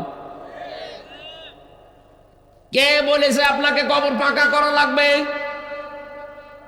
বঙ্গবন্ধুরে কবর পাকা করতে এর আশপাশে কত টাকা খরচ হয়েছে। জিয়াউর রহমানের কবর পাকা করতে কেন করা লাগবে? মাওলানা মতিউর রহমান নিজামী পড়ে নেই, মাওলানা দেলাওয়ার হোসেন সাইদি পড়ে নেই। কেন আপনার কবর এত সুন্দর করে পাকা করে মোজাইক পাথর দিয়ে এত বিউটিফাই করা লাগবে? দুনিয়ায় যদি কবর ভালো কবর ওইটা হতো যেটা পাকা কবর, তাহলে রাসূলুল্লাহর কবর কি করতো আপনি টের পাচ্ছেন? খালি তার লাশটা চুরি করার জন্য খ্রিস্টানরা ইহুদিরা চেষ্টা করেছিল। এই জন্য বাদশাহ নুরউদ্দিন জঙ্গি রহমতুল্লাহ আলাইহি সীসা গলা প্রাচীর দিয়ে, একেবারে সীসা গলা প্রাচীর দিয়ে পাতাল পর্যন্ত ওটা কবরটাকে সংরক্ষণ করে দিয়েছে, কেউ যেন আর ভাঙতে না পারে। কিন্তু সাহাবীদের যতগুলো কবর আমি দেখেছি, হযরতে ফাতেমা, হযরতে ওসমান পড়ে আছে, এত বড় বড় জান্নাতি সাহাবী, কবর পাকা করা দূরের কথা, একটা মাত্র পাথর দেওয়া, বোঝাও যাচ্ছে না এটা কবর কিনা। এই জন্য ভালো কবর ওইটা, যেই কবর বোঝা যায় না। আল্লামা সাইদির কবরে যান, দেখেন পড়ে আছে একটা সাধারণ ভাবে। আখিরাতের হাসানা আপনি পাচ্ছেন না, এজন্য ওসিয়ত করে যাবেন যে আমার কবরের জন্য 10 লাখ টাকা বাজেট করার কোনো দরকার নেই, ওই টাকাগুলো গরিব মানুষের সংসার চালাতে দিয়ে দিও। 3 নম্বরে হাসর যেন ভালো হয়। ভালো হাসর হবে হামানের সাথে, কারুনের সাথে। ভালো হাসর হওয়ার জন্য ভালো মানুষ লাগবে। আলমার ও মা আমার হাব্বা, যার সাথে আপনার মহব্বত ছিল, কিয়ামতে আল্লাহ তার সাথে হাসর করাবে। মাওলানা শফিক সাহেবের সাথে আমার মহব্বত আছে, কিয়ামতের দিন আল্লাহ আমার হাসর করাবে ওনার মতো আলেমের সাথে। আর আপনার সম্পর্ক হচ্ছে বাহার মিয়ার সাথে,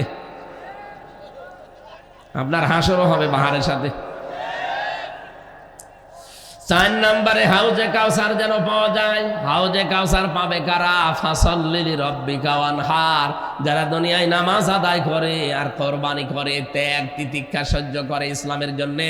5 নম্বরে নবীর সুপারিশ যেন পাওয়া যায়। নবীর সুপারিশ পাবে কারা? সূরা তাহা 109 নম্বর আয়াতে আছে, ইয়াউমা ইযিল্লা তানফাউশ শাফাআতু ইল্লা মান আযিনা লাহুর রাহমানু ওয়া রাদিয়া লাহু কাওলা। এই 5টা জিনিস যদি আপনি পেয়ে যান দুনিয়ায় মরণের পরে, তাহলে আপনার আখিরাতের হাসানা আপনি পাবেন। ওয়াকিনা আযাবান্নার, জাহান্নাম থেকে আমাদের বাঁচাও। নবীজি বলেন জাহান্নাম থেকে বাঁচার উপায় মাত্র একটা, হাল আদুল্লুকুম আলা তিজারাতিন তুনজিকুম মিন আযাবিন আলীম, তোমাদেরকে এমন একটা ব্যবসার কথা বলবো যেটা করলে জাহান্নামের আগুনে যাওয়া লাগবে না। আল্লাহ রাসূলের উপর ঈমান আনার পর তাদের বিধানকে জমিনে কায়েমের জন্য জান আর মাল দিয়ে চেষ্টা করে যাওয়া। যালিকুম খায়রুল লাকুম ইন কুনতুম তা'লামুন, এইটাই উত্তম কাজ যদি তোমরা জানো। তাহলে জাহান্নাম থেকে বাঁচার উপায় একটা আছে, জান আর মাল দিয়ে জমিনে আল্লাহর বিধান কায়েমের জন্য চেষ্টা করা লাগবে। কয়টা বিষয় পেলাম আজকের আয়াতে? 16টা। কয়টা? আরো জোরে বলেন। দুনিয়ার হাসানা কয়টা? 10টা। দুনিয়ার হাসানা আরো জোরে। আপনি যে প্রতিদিন মোনাজাত করেন, রব্বানা আতিনা ফিদ দুনিয়া হাসানা, আল্লাহ দুনিয়ার হাসানা দাও, আপনি পেয়েছেন কিনা এবার বলেন। আমি যেগুলো মিলালাম কোরআন দিয়ে, আপনি পেয়েছেন এগুলো? না, পাননি। আপনি প্রথমটাই তো পাননি। কোরআন যে পাওয়া লাগবে, কোরআন পাওয়ার হক কয়টা? শুদ্ধ করে পড়া, নিজে বোঝা, নিজে আমল করা, আর মানুষ যেন মানতে পারে সেই ব্যবস্থা করার চেষ্টা করা। যারা আজ করে যাচ্ছে তারাই জালেমের টার্গেট ছিল। যতদিন পর্যন্ত আল্লামা শফি হেফাজতের সাবেক আমির কোরআন পড়েছে, বুঝেছে, নিজে আমল করেছে, কোনো শত্রু ছিল না। যখনই বলেছে না এটা আমি মানুষকে মানাতে চাই, তখনই তার নাম হয়ে গেছে তেতুল হুজুর। আল্লামা সাইদি যতদিন কোরআন পড়েছে, বুঝেছে, নিজে আমল করেছে, শত্রু ছিল না। যেই বলেছে না এটা আমি মানুষকে মানাতে চাই, তখনই তার বরাতে জেলখানা। এক কথা বলেন না কেন? আমাকেও তো ধরার পরে পড়েছিল জালেমরা, যে আপনাকে যা বলতে বলি এগুলো শুধু বলবেন। আপনাকে আমরা ওলামা লীগের সেক্রেটারি বানিয়ে দেব কুষ্টিয়া ভার্সিটির। না, আমার যেই লোকটা ধরেছিল আসাদুজ্জামান, কাউন্টার টেরোরিজমের এই শয়তান, এ আমারে বারবার চোখ বেঁধে নিয়েছে তোর ঘরে, পেছনে হাত বেঁধে চোখ বেঁধে নিয়ে গিয়ে বলতো আপনার এত ঝামেলা দরকার কি, সারাটা জীবন নষ্ট করবেন। আবার মানুষকে বলতো সার আশপাশে যারা থাকতো যে পিটান এরে, দেন এরে পিটান, উল্টো করে পিটান। আমারে অফার দিত বারবার যে আপনাকে আমরা অফার দেই, কথা বলেন না কেন? বললাম চোখটা খুলে দিন দেখি আপনার চেহারাটা। মানুষ নামে একটা টাটকা শয়তান আমারে বারবার বলেছে আমরা কুষ্টিয়া ভার্সিটির আপনার ওলামা লীগের সভাপতি বানিয়ে দেব, সেক্রেটারি বানিয়ে দেব। শুধু যা বলতে বলি এগুলো বলবেন আদালতে, না মিথ্যা কথা বলা যাবে না। জামাত ইসলামের বিরুদ্ধে, শিবিরের বিরুদ্ধে, আকিস গ্রুপে আমি চাকরি করতাম, আকিসের বিরুদ্ধে বলবেন, তার মানে ওদের বিরুদ্ধে বলি ওদেরকে কালার করবে আর ওদের কাছ থেকে মাল খাবে। এই জন্য কে যেন একটা গান বেঁধেছে, আগে কি সুন্দর মাল কামাইতাম আমরা।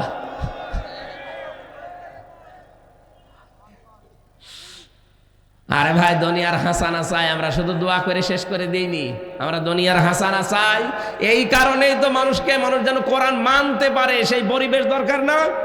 সে পরিবেশ এখন আছে নেই, তৈরি করা লাগবে 10টা, আর আখেরাতের হাসানা ওই 5টা। জাহান্নাম থেকে বাঁচতে হলে মাস্ট বি জমিনে দিন কায়েমের আন্দোলন আপনাকে করাই লাগবে। এই পৃথিবীতে দিন কায়েমের আন্দোলন করা ফরজ, বিরোধিতা করা কুফরি, আর চুপ থাকা মুনাফিকি। আল্লাহ আমাদের হেফাজত করুন। এই 16টা বিষয় যেন আমরা দুনিয়া আখেরাতে পাই। ইন্নাল মুলুকা ইযা দাখালু ক্বরিয়াতান আফসাদুহা ওয়া জাআলু আইজ্জাতা আহলিহা আদিল্লা ওয়া কাযালিকা ইয়াফআলুন। সূরা নমলের 34 নম্বর আয়াতের মাঝের অংশে আল্লাহ দিয়েছেন পৃথিবীতে যারা জালেম, যদিও এটা বিলকিস রানীর জীবন থেকে নেওয়া, তিনি বলেছিলেন এই কথা তার সভাসদ বর্গকে, যে কোনো জালেম যদি ক্ষমতায় যায়, কোনো এলাকায় যদি কোনো জালেম প্রবেশ করে, তাহলে 2টা কাজ করে জালেমরা। এদিকে তাকান, কয়টা? 1 নম্বরে ওই এলাকায় ফাসাদ সৃষ্টি করে। এখানে কথা বলা যাবে না, একদম নিশ্চয়। আপনি দেখেন 5 তারিখের পর থেকে, যাই হোক ছিল এতদিন তো জালেমদের আন্ডারে ছিল, 5 তারিখের পর থেকে অনেকে ফাসাদ সৃষ্টি করা বন্ধ করেন। ফাসাদ কাকে বলে? যে জায়গাটা নির্মল আছে, নিশ্চুপ আছে, শান্ত আছে, সেই জায়গাটাকে অশান্ত করার জন্য যারা চেষ্টা চালায় তারাই ফাসাদকারী। ওয়াইযা কিলা লাহুম লা তুফসিদু ফিল আরদ ক্বালু ইন্নামা নাহনু মুসলিহুন। আল্লাহ বলেন ওদেরকে যখন বলা হয় যে ফাসাদ সৃষ্টি করো না, বিশৃঙ্খলা করো না দুনিয়ায়, ওরা বলে আমরাই তো শান্তি স্থাপনকারী। এটা মুনাফিকদের কথা। কাদের? 5 তারিখের পর থেকে আমরা যারা দেখতে পাচ্ছি এই দেশে বিশৃঙ্খলা করার জন্য কত রকমের নিয়ম তৈরি হয়ে গেল। জালেমরা তো করেছে, এই পাশাপাশি মুনাফিকরাও চালাচ্ছে কাজ। একটা শান্ত জায়গা অশান্ত করার জন্যে। এতদিন যাই ছিল, হঠাৎ করে আপনি চাঁদাবাজি আরম্ভ করলেন কোন কারণে? এটা একটা বিশৃঙ্খলা না? স্বাভাবিক জীবন যাত্রা নষ্ট করে দেওয়া এটা। আজকেও এক চাঁদাবাজকে পিটিয়ে আদা মারা করে ফেলিস। আমার মনে হয় এসব পিটিয়ে আদা মারা না, মেরে ফেলাই দরকার, কারণ এগুলো ফ্যাসাদ সৃষ্টি করছে। আমরা একটা শান্ত নির্মল জীবন চাচ্ছি। আমার কথার ওজন টের পাচ্ছেন? আলহামদুলিল্লাহ। এই জন্য জালেমরা যদি ক্ষমতায় যাওয়ার আগেই ফাসাদ সৃষ্টি করে, ক্ষমতা পেলে কিন্তু ডবল করে আরম্ভ করবে। রানী বিলকিস এটা জানিয়েছিল তার সভাসদ বর্গদেরকে যে সুলাইমান নবী আসতেছে। ও মনে করেছে সুলাইমান নবী মনে হয় এরকম জালেম। এখানে জালেম যদি এলাকায় প্রবেশ করে, প্রথমেই তারা ফাসাদ সৃষ্টি করতে থাকে, একটার পর একটা। তাসবির দানা ছিঁড়ে দিলে যেভাবে পড়তে থাকে ওরা তাই করে, একটা শেষ হতে হতে আর একটা আরম্ভ করে। 2 নম্বরে অজাআলু ইজ্জাতা আহলিহা আদিল্লা, ওই দেশে যারা সম্মানিত মানুষ তাদেরকে তারা অসম্মান করে।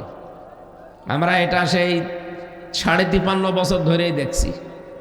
সম্মানিত মানুষদেরকে যারা ক্ষমতা চায় তারা আগে অপমান করার জন্য চেষ্টা চালায়। সর্বজন বিদিত এই দেশে, আলেমদের ভেতরেও সাধারণ মানুষের ভেতরেও। মাওলানা দেলাওয়ার হোসাইন সাইদি রহমতুল্লাহ আলাইহি বলেন তো, এই লোকটাকে সবাই কম বেশি ভালোবাসে না? তা আপনারা করলেন কি? 13টা বছর তার জীবন থেকে নষ্ট করে দিলেন। যে ঘরটার ভেতরে থাকতো, আমার পাশের একটা দেওয়াল ছিল মাঝখানে, শুধু পাশের জেলখানায় উনি ছিল 1 নম্বরে, আমি ছিলাম 4 নম্বর। কিভাবে রাখতেন তাকে! জালেমদের রাগ ছিল এত বেশি, কারণ ওদেরকে যা বলে দিত দাদারা, ওরা তাই করত। ওনাকে মেরেও ফেলা হয়েছে দাদাদের হুকুমে, ওনাকে মেরে ফেলা হয়েছে দাদাদের হুকুমে, এটা এখন প্রমাণ পাওয়া যাচ্ছে। এই জন্য আমরা বলতে চাচ্ছি, কোন জালেম যদি সামনে এসে এই সমস্ত কাজগুলো করে, তখন আর দল মত দেখা যাবে না। প্রতিহত করার জন্য চেষ্টা চালাবেন, নয়তো আপনাদের জীবনে এরকম করুণ পরিণতি নেমে আসবে, কিছুই করার থাকবে না। রজব মাস চলছে, এটা বিশ্বনবীকে এই মাসে আল্লাহ নিজের গবেষণাগারে নিয়ে গিয়েছিলেন। 27টা বছর একাধারে নিজে হাতে কলমে তাকে শিখিয়েছেন, 14টা বিষয় শিখিয়েছিলেন। সামনে যেহেতু একটা কল্যাণময় রাষ্ট্র নবীকে দিয়ে গঠন করাবেন, একটা শান্ত নির্মল কল্যাণময় রাষ্ট্র তৈরি করতে কি কি কর্মসূচি হাতে নেওয়া লাগে, এগুলো আল্লাহ তাকে 27 বছর ধরে ধরে শিখিয়েছিলেন। আমরা এই দেশে যারা গবেষণা করি, যারা পিএইচডি করি, এমফিল করি, 2 বছর আর 5 বছর, খুব মিলে 7 বছর লাগে। গবেষণা করতে কয় বছর লাগে বলেন তো? মাত্র 7 বছর। একটা বিষয়ের উপরে আপনাকে ডক্টরেট ডিগ্রি দিয়ে দেবে। অথচ মোহাম্মদুর রাসূলুল্লাহকে আল্লাহ নিজে শিক্ষক হয়ে 27 বছর মাত্র 14টা জিনিস শিখিয়েছেন। যে 14টা কাজ যদি আপনি অ্যাপ্লাই করতে পারেন, ব্যক্তি, পরিবার, সমাজ এবং রাষ্ট্রের ভেতরে তারা যদি মেনে নেয়, আমি আল্লাহ গ্যারান্টি দিলাম ওটা কল্যাণময় রাষ্ট্র গঠন হয়ে যাবে। এখন যারা দায়িত্বে আছেন, ডক্টর মোহাম্মদ ইউনূস সহ, আমরা চাই আপনারাও কোরআনে কারিম পড়েন। সূরা বানী ইসরাঈলের 23 থেকে 38, এই 16টা আয়াতে 14টা বিষয় করা আছে। এগুলো আমাদের ব্যক্তি, পরিবার, সমাজ এবং রাষ্ট্র এবং আন্তর্জাতিক মহলে যতটুকু পারেন অ্যাপ্লাই করেন, তাহলে এই দেশটা দাঁড়িয়ে যাবে। যদিও জালেমরা বিশাল ঋণের বোঝা আমাদের দিয়ে গেছে। উনি যাওয়ার সময় যে 14টা ব্রিফকেস নিয়ে গেল, সব তো মাটি ভরা ছিল। কি ছিল? সবগুলো নিয়ে চলে গেছে। তারপরও আমরা দাঁড়িয়ে যাব, কারণ আমাদের এই দেশের মানব সম্পদ যারা আমরা আছি, মানুষ না, আমরা সম্পদে পরিণত হব। এদেশে এই কয়েকদিন আগে আমি যাচ্ছিলাম আপনাদের এই জেলার উপর দিয়ে, পাইলট আমারে বলছিল হেলিকপ্টারে যে এই যে বিশাল বিশাল জায়গাগুলো দেখতে পাচ্ছেন, যারা পালিয়ে গেল এরা যদি টাকা পয়সাগুলো বাইরের দেশে পাচার না করে যদি এই দেশে কর্মসংস্থান তৈরি করে দিত, 36 লাখ যুবক এখন বেকার। কত? এই মানুষগুলোর কর্মসংস্থান তৈরি হয়ে গেলে এরা চুরি, ডাকাতি, ছিনতাই, চাঁদাবাজি এগুলো করতো না। মানুষের পেটে যখন খাবার না থাকে তখনই ও থাবা দেয়। এরা তো টাকা সব পাচার করে হয় সাহেব পাড়া নয় বেগম পাড়া বানিয়েছে। আমার কুষ্টিয়ার মাহবুবুল আলম হানিফ, ওর জীবনে আজকে 21 মিনিট ধরে একটা ডকুমেন্টারি দেখলাম। কি করেছে লোকটা! 15 বছর আগেও মাছ বিক্রি করতো, আর 15 বছরে কত হাজার হাজার কোটি টাকার মালিক, শুধু হাসিনার বিয়াই হওয়ার কারণে। সব ভিডিও আকারে দেখাচ্ছে সাংবাদিকরা। এতদিন প্রচার করেননি বলে করব কি করি? এখন সুযোগ পেয়েছে, কানাডায় কি বাড়ি বানিয়েছে। ও যদি কিয়ামত পর্যন্ত হায়াত পায় আর যদি বৈধ উপায় করে, ওই বাড়ি বানানো ওর দ্বারা সম্ভব না। সব আমাদের টাকা। কুষ্টিয়া জেলার টয়লেট থেকেও টাকা নিত। ওই যে পৌরসভার যে টয়লেট আছে না, ওখানে যারা টয়লেট করতে যাবে 5 টাকা দিয়ে, 2 টাকা দিয়ে, পোষাবে 2 টাকা, পায়খানায় 5 টাকা, ওখান থেকেও টাকার ভাগ নিত। এই টাকা দিয়ে গড়েছিল বিশাল সাম্রাজ্য। আগেই ছেলে মেয়ে আর বউকে পাঠিয়ে দিয়েছে, পরে এই যে পালিয়েছে। আমি মালয়েশিয়া গিয়েছিলাম কয়েকদিন আগে, দেখি এখানে সাহেব পাড়া আছে। ওই শয়তানরা তো আর সাহেব পাড়ায় থাকে না, থাকে সব হোটেলে। যেই হোটেলে উঠে নিচে নেমে দেখি 2 শয়তান বসে চা খায়। কি গো এখানে? হুজুর আমরা আগে পালিয়েছি। দিনকাল ভালো না বুঝতে পারছিলাম, এই জন্য আগেই পালিয়েছি। কেন সাহেব পাড়ায় থাকবেন না? না, ওখানে থেকে মায়ের খাবো। এদেশেও বাঙালি আছে, ওখানে তালা মারা সব। যদি দেখে যে বাড়িতে আমরা আছি, পিটিয়ে ভর্তা বানিয়ে ফেলবে। তা কি করলেন আপনি? টাকাগুলো যদি দেশে কাজে লাগাতেন, এভাবে পালানো লাগতো না। আর এই মানুষগুলোকে বাইরে যে অনেকে ঝাড় দেয়, রাস্তা ঝাড়ু দেয়, টয়লেট পরিষ্কার করে, বাংলাদেশ থেকে যারা বাইরের দেশে যায়, বহু মানুষকে আমি দেখেছি। এইরকম কাজ বাইরে যে করা লাগতো না, নিজের দেশে অন্তত সম্মানজনক একটা কর্মজীবন তৈরি হতো। তারপরও শয়তানরা যখন সব নিয়ে গেছে, এখনো যা আছে আমাদের 18 কোটি মানুষের 36 কোটি হাত আছে। এই হাতগুলোকে আজ আমরা কর্মের হাত বানাবো, তাহলে এই জনসংখ্যা জনসম্পদে পরিণত হবে ইনশাআল্লাহ। ওয়ালাকাদ কাররামনা বানি আদম, মানুষকে আল্লাহ বলেন আমি সম্মান দিয়েছি। সুতরাং মানুষের সম্মান নিয়ে সিনেমিনি খেলা যাবে? আরো জোরে বলেন। এদের সম্মান দেওয়া লাগবে। সম্মানিত মানুষদেরকে যারা সম্মান দিতে চান না, আল্লাহ উল্টা করে তাদেরকে ওই বিপদে ফেলে। এই যে কুমিল্লা জেলা না, এটা এর পাশের জেলা চাঁদপুর, ওখানে আল্লাহর এক মহিলা ওলি ছিল, বলতো ফিটনেস বিহীন বিএনপি, লাইসেন্স বিহীন জামাত। কি দীপুমণি? আমি এই যে মামলার হাজিরা দিতে যাই, তো ওই আল্লাহর ওলির সাথে দেখা হয়। ও যা যা বলেছে ওই কথা আল্লাহ ওর ওপরে এখন উল্টো করে ফেলিস। ওর এখন ফিটনেসও নেই, লাইসেন্সও নেই। চেহারার যা অবস্থা, ফিটনেস আছে শুকিয়ে গেছে, আর লাইসেন্স তো নেই। জালেমদেরকে আল্লাহ এত করেন পরিণতি দেবে ভাবতাম, কোরআনে পড়তাম, কিন্তু মনে হয়তো আরো দেরি হবে। এত তাড়াতাড়ি আল্লাহ দিয়ে দেবে আমি জানতাম না। যা যা বলেছে ওরা, আল্লাহ মনে হচ্ছে ওইটা উল্টিয়ে ওদের উপরে কাজে লাগাচ্ছে। বলেন তো এখন বাস্তবে আপনি অন্যদিকে নেবেন না। এই দীপমণি, শেখ হাসিনা, আর একজন তো আল্লাহর ওলি মরিয়েই গেল, মতিয়া চৌধুরী, ওটা নাই, গেছে গেছে, আল্লাহ যা করে করুক। তো এই যে 2 জন এখনো বেঁচে আছে, এদেরকে কেউ কাজের মহিলা হিসাবেও বাড়িতে এখন নেবে? যে বলে যে ভাই এটা একটু নেন, কাজ করে খাবে, তাও নেবে না।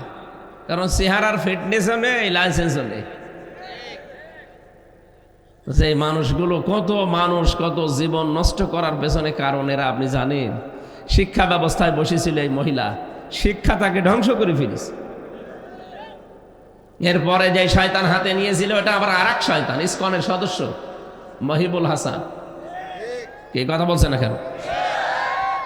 নওফেল নাকি যেন নাম, চট্টগ্রামের, আপনাদের এই বিভাগে বাড়ি। জীবনটা শেষ করে দিয়েছে আমাদের বাচ্চাদের। ক্লাস 8-এর বই পড়াছি তো। একটা বাবা যদি শিক্ষক হয়, তার মেয়েকে যদি পড়ায় ক্লাস 8-এ, জীবনেও পড়াতে পারবে না, এমন এমন কিছু ওরা দিয়েছিল। নাউযুবিল্লাহি মিন যালিক। আল্লাহ আমাদের হাতে ধরে বাঁচিয়েছে। সুতরাং আমরা মানুষের সম্মান দেব, আমাদেরকে নাই আল্লাহ ওই করুণ পরিণতি আবার দেবে। ফাতিলকা বুয়ুতুহুম খাবিয়াতাম বিমা যালামু, সূরা নমলের 52 নম্বর আয়াতে আছে। আল্লাহ বলেন এই সেই ঘরগুলো, এই যে এই সেই ঘরগুলো, খাবিয়াতাম বিমা যালামু, জালেমদের জুলুমের কারণে এগুলো আমি জনশূন্য করে দিয়েছি, পরিত্যক্ত বানিয়ে দিয়েছি। এ পর্যন্ত আল্লাহ বলে শেষ করে দেয়নি, পরেরটা আবার আমাদের জন্যে। আপনারা আছেন তো? এই আয়াতটা যে কত বাস্তব। কুষ্টিয়ার হানিফের বাড়ি, ইনোর বাড়ির দিকে তাকান। ওদের বাড়ি ঘরগুলো শুধু মানুষ ভেঙেই দেয়নি, পোড়াটা এখন জাতীয় টয়লেট হয়ে গেছে। মানুষজন দেখি 4-5 জন করে যায়, কেউ এদিকে কেউ এদিকে কেউ এদিকে কেউ এদিকে, মনে হচ্ছে যে জামাতবদ্ধ টয়লেট চলছে। এমনি আল্লাহ এগুলো করেনি। এই বাড়িগুলোতে বসে বসে ওরা দুর্বিসন্ধি করতো, কাকে সকালবেলা বিপদে ফেলবো। কি বেশি বললাম আমি? ওখানে বসে বসে জুলুমের দুর্বিসন্ধি হতো যে কাকে বিপদে ফেলবো সকালে, বিনা কারণে এরকম একটা মানুষকে ধরিয়ে দিত। কিছু জানে না লোকটা, ঘরে ঘুমিয়ে আছে, ঘুম থেকে উঠে দেখছে থানার হাজতে। কি গো এখানে কি? বলছে তুই গাছ কেটেছিস। কখন? স্বপ্নে। এটা কুমিল্লায় ছিল না?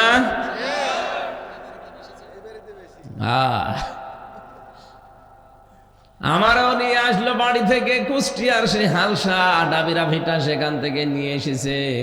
পরের দিন পেপারে শয়তানরা দিয়েছে ওনার আমরা চোর হাঁস থেকে নিয়েছি। পুরাটা মিথ্যা কথা। তো মিথ্যা ওরা বলে কি করি? শয়তান মাঝে মাঝে আমার মনে হয় চিন্তা করতো যে আল্লাহ আমি এই দেশে থেকে করবো, আমার চাইতে বড় বড় শয়তান এখানে আছে, তো না আমিও জীবনে এত মিথ্যা কথা বলিনি, আমি অন্য দেশে যাই।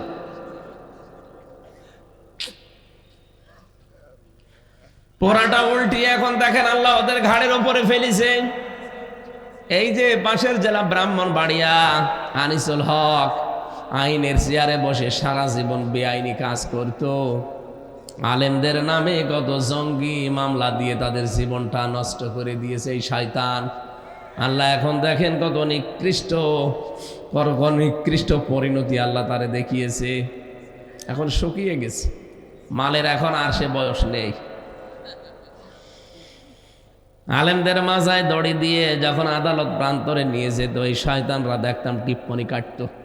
ওই যেটা দরবেশ সালমান রহমান না কি যেন নাম, এই শয়তান দেখতাম এত বড় বড় দাড়ি নিয়ে ম্যাজিস্ট্রেটের ঘরে ঢোকে, কি যেন সলা পরামর্শ করে আর বেরিয়ে আসে। তারপর এই ম্যাজিস্ট্রেট আমাদেরকে আরো কড়াকড়ি করে। আমি নিজে দেখেছি আমার মাজায় দড়ি দিয়ে, পায়ে ডান্ডা বেড়ি দিয়ে, হাতে হ্যান্ডকাপ দিয়ে যখন নিয়ে যাচ্ছিল, ওই শয়তানকে আমি দেখলাম ও ম্যাজিস্ট্রেটের ঘরে ঢুকে কি যেন বলে, বেরিয়ে আসে সলা পরামর্শ করে, আর তখনই ওরা আমাদের বিরুদ্ধে কঠিন কঠিন রায় দেয়। আমার মনে হয় ওরা যদি এরকম কিছু না বলতো, যে ম্যাজিস্ট্রেট ও নিজের মনে যদি রায় দিতে পারতো, ও ন্যায় বিচার করতে পারতো। ওই একই ম্যাজিস্ট্রেট 5 তারিখের পরে আমার মামলা তুলেছি, শুধু মামলাটা হাতে নিয়ে বলছে কি দেখে রায় দেবো, এর ভেতরে তো কোনো মাল দেখি না, জান সব আমি খারিজ করে দিলাম। বলতে গেলাম একবার যে ম্যাজিস্ট্রেট সাহেব এই মামলা তো 3 বছর আপনার কাছে ছিল, তখন তো বলেননি যে কোনো মাল নেই, হঠাৎ এখন বলছেন কোনো মাল নেই। এইটাই বলতো যে হুজুর আমার হাত বাঁধা ছিল, ওই যে দরবেশ আসতো আনিসুল হক আসতো, এসে আমার হাত বেঁধে দিয়েছিল, আমার কিছুই করার নেই। এখন আমার হাত খোলা আছে, এখন আমার ন্যায় বিচার করার শক্তি সামর্থ্য চলে এসেছে। এর প্রমাণ আমি নিজে জেলখানায় পেয়েছিলাম। যে ম্যাজিস্ট্রেট আমারে 164 নিয়েছিল বানিয়ে বানিয়ে, নিজে নিজে উল্টাপাল্টা লিখেছে দেশের বিরুদ্ধে, আকিজ গ্রুপের বিরুদ্ধে, জামাত ইসলামের বিরুদ্ধে, শিবিরের বিরুদ্ধে লিখে আমারে সই করতে বলেছে। বললাম কি এটা? বলছে আপনি কালকে বেরিয়ে যাবেন। অথচ ওর ভেতরে সব দেশ বিরোধী কথা ছিল। 13টা পয়েন্টে ওরা লিখে লিখে আমারে সই করে, আমি তো বুঝতাম না 164 কি, লিখে নিয়ে আমারে বলছে যান নিচে আপনার মেয়েরা এসেছে, কান্নাকাটি করছে, আপনার বাবা মা এসেছে, আপনি চলে যাবেন। ও যে এত বড় ধোঁকাবাজি করবে আমি তো টের পাইনি। পরে শুনলাম যে 164 ওইটা সব ওরা নিজেরা বানিয়ে লিখে আমার নামে চালিয়েছে, আমার সইটা নিয়ে। পরবর্তীতে জেলখানায় যেয়ে দেখি কয়েকদিন পরে ওই শয়তান ম্যাজিস্ট্রেট ধরতেছে, কি এখানে কি? হুজুর আমার বউ আমার যৌতুকের মামলা দিয়েছে। ঠিক করিস।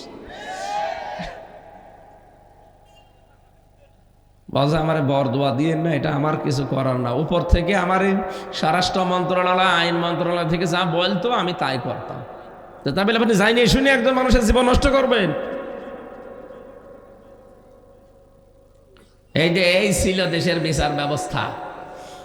ওরা নিজেরা, আমি বাস্তবে তো টের পেয়েছি, নিজেরা এই কাজ করতো যে না আজকে কিছুই করার নেই, অথচ ওই লোকটাই আগস্টের 5 তারিখের পরে রায় দিচ্ছে যে যান সব মামলা জামিন না খারিজ করে দিলাম। যে মামলা জামিনই হয় না 3 বছর, সেটা খারিজ হয় কি করে? তার মানে হাত বাঁধা ছিল, হাত খুলে গেছে। আমরা চাই এই দেশে 1628টা চেয়ার আছে, এই চেয়ার না, 1628টা চেয়ার আছে, প্রতিটি চেয়ারের হাত যেন এভাবে আবু সাইদের মতো খোলা থাকে। এটা চান না? কারা চান দেখি? লিল্লাহে তাকবীর।